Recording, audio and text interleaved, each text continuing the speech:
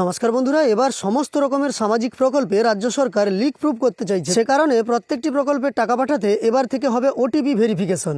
OTP ভেরিফিকেশনের মাধ্যমে এটাই প্রুফ করা হবে বা এটাই সিকিওর করা হবে যাতে যে উপভোক্তা টাকা পাওয়ার যোগ্য তার অ্যাকাউন্টেই যেন টাকা যায়। আপনারা জানেন কিছুদিন আগেই ট্যাব কাণ্ডের জেরে প্রচুর পরিমাণে ছাত্রছাত্রীদের অ্যাকাউন্টের টাকা অন্য অ্যাকাউন্টে হ্যাকাররা নিয়েছেন। তার তদন্ত চলছে এবং অনেকেই এখনও পর্যন্ত গ্রেপ্তারও হয়েছেন।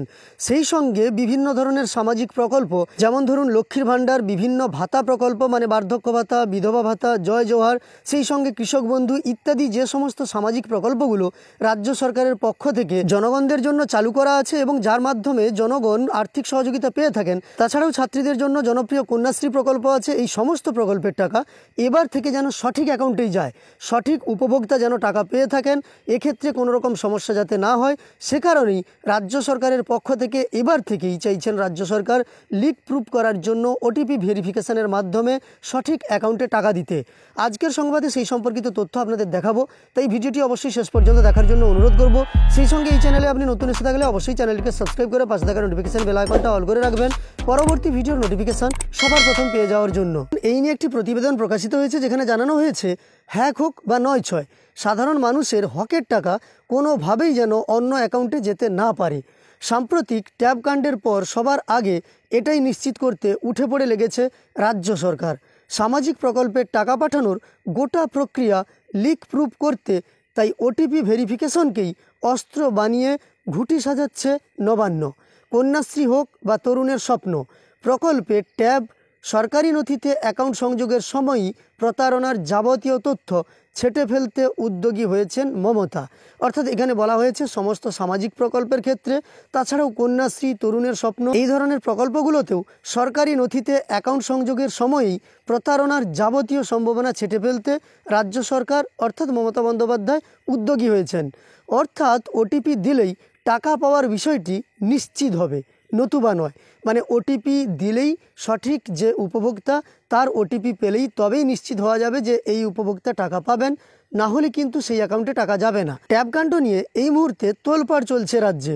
একাদশ দ্বাদশ শ্রেণীর যে পড়ুয়াদের ট্যাবের টাকা পাওয়ার কথা ছিল তাদের অনেকের প্রাপ্য সীমানা পেরিয়ে জমা হয়েছে বিহারের অ্যাকাউন্টে। প্রাথমিক তদন্তে মনে করা হচ্ছে একটা বড়সড় গ্যাং কাজ করছে এর পিছনে। মমতা বন্দ্যোপাধ্যায় অবশ্য জানিয়েছেন কেউ বঞ্চিত হবে না, প্রত্যেকের ট্যাবের টাকা পাবে, মানে যাদের টাকা এখনও পর্যন্ত আসেনি তারা টাকা পাবে, যদিও সেটা তাৎক্ষণিক সমাধান।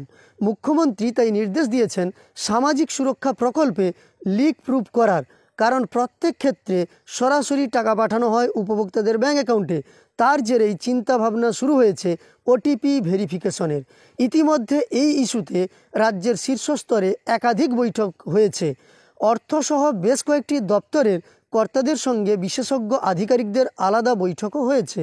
তারপরই ওটিপি ভেরিফিকেশনের ফর্মুলার প্রাথমিক ঐকমত্য এসেছে। এর অর্থ কি আধার যাচাই?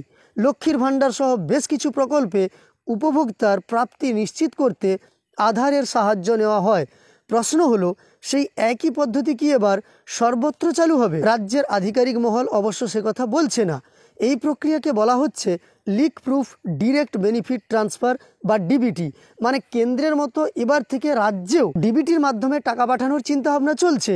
মানে আপনাদের ব্যাঙ্ক অ্যাকাউন্টে সরাসরি টাকা আসবে, যেভাবে প্রধানমন্ত্রী একটি রিমোটের বোতাম টেপার সঙ্গে সঙ্গে আপনাদের ব্যাঙ্ক অ্যাকাউন্টে পিএম কিষাণের টাকা আসে, সেভাবেই। সব ঠিক থাকলে রাজ্য ইউভিন পদ্ধতি কাজে লাগিয়ে ট্রান্সফার জালিয়াতি সম্পূর্ণভাবে রোধ করার পথে হাঁটতে পারে। কি এই ইউভিন? এক আধিকারিকের ব্যাখ্যা, ইউনিক ভেরিফিকেশন অফ ইন্ডিভিজুয়াল বা ইউভিন হলো অ্যাপ্লিকেশন প্রোগ্রামিং ইন্টারফেসের সাহায্যে প্রকল্পের উপভোক্তা তালিকা আর আধারের প্ল্যাটফর্মে থাকা নির্দিষ্ট কিছু তথ্যের সংযুক্তিকরণ। মানে আধারের সঙ্গে আপনার অ্যাকাউন্ট নম্বর যোগ করাকে যে আমরা এনপিসিআই ম্যাপিং বলি, সেটা কিন্তু এখানে নয় বলে পরে বলা আছে যে এটা আধার সিডিং নয়। এক্ষেত্রে উপভোক্তার আধারের সঙ্গে যে মোবাইল নম্বরটি সংযোগ রয়েছে তাতে ওটিপি পাঠানো হবে। তার থেকে সুনিশ্চিত করা হবে উপভোক্তার ব্যাঙ্ক অ্যাকাউন্টেই টাকা যাচ্ছে কিনা। এই পদ্ধতি আধার সিডিং নয় বলেই দাবি প্রশাসনের। আপনারা দেখতে পেলেন, এটাকে আবার আধার সিডিং নয় বলে প্রশাসন দাবি করেছে। এখানেই শেষ নয়, উপভোক্তাদের ব্যাঙ্ক অ্যাকাউন্টে দুভাবে টাকা পাঠায় রাজ্য প্রশাসন। কিছু প্রকল্পের ক্ষেত্রে ট্রেজারি থেকে সংশ্লিষ্ট প্রকল্পের নোডাল অ্যাকাউন্টে পাঠানো হয়, সেখান থেকে টাকা ট্রান্সফার হয় উপভোক্তার ব্যাঙ্ক অ্যাকাউন্টে। তবে বেশিরভাগ ক্ষেত্রে রাজ্যের integrated finance management system IFMS এর মাধ্যমে ট্রেজারি থেকে উপভোক্তার ব্যাঙ্ক অ্যাকাউন্টে ডিবিটি করা হয়। মানে এখানে কিন্তু সরাসরি মুখ্যমন্ত্রী যখন রিমোটের বোতাম প্রেস করেন তখন ডিবিটির মাধ্যমে টাকা আসে না। ডিবিটি হলো ট্রেজারি থেকে ডিবিটির মাধ্যমে টাকা পাঠানো। দ্বিতীয় ক্ষেত্রটি উপভোক্তাদের যে ব্যাঙ্ক অ্যাকাউন্টে টাকা যাচ্ছে তার পুনর্যাচাই করার বিষয়টিও রাজ্যের বিবেচনার মধ্যে রয়েছে। এক আধিকারিক জানিয়েছেন, দ্রুত এ বিষয়ে সিদ্ধান্ত নেওয়া হবে, কারণ ট্যাব কাণ্ডের মতো দ্বিতীয় ঘটনা যাতে না ঘটে সে ব্যাপারে চূড়ান্তভাবে সতর্ক করে দিয়েছেন মুখ্যমন্ত্রী। অর্থাৎ এই ক্ষেত্রে আপনারা জানতে পারলেন, আধারের সঙ্গে যে মোবাইলটা আপনাদের লিঙ্কড আছে সেই মোবাইল নম্বরে ওটিপি আসবে এবং ওটিপির মাধ্যমে নিশ্চিত করা হবে যে ওই উপভোক্তার এটা অ্যাকাউন্ট কিনা, যে উপভোক্তার আধার নম্বর এবং ব্যাঙ্ক অ্যাকাউন্ট যুক্ত করা আছে, এবং তখনই কিন্তু সেই অ্যাকাউন্টে টাকা পাঠানোর জন্য নিশ্চিত হবে রাজ্য প্রশাসন। এই ধরনের একটা সিদ্ধান্ত নিতে চলেছে রাজ্য সরকার। দেখা যাক পরবর্তীকালে এই নিয়ে কোনো সংবাদ উঠে এলে আপনাদের আমি তথ্য দিয়ে জানিয়ে দেবো, তাই অবশ্যই চ্যানেলের সঙ্গে যুক্ত থাকবেন।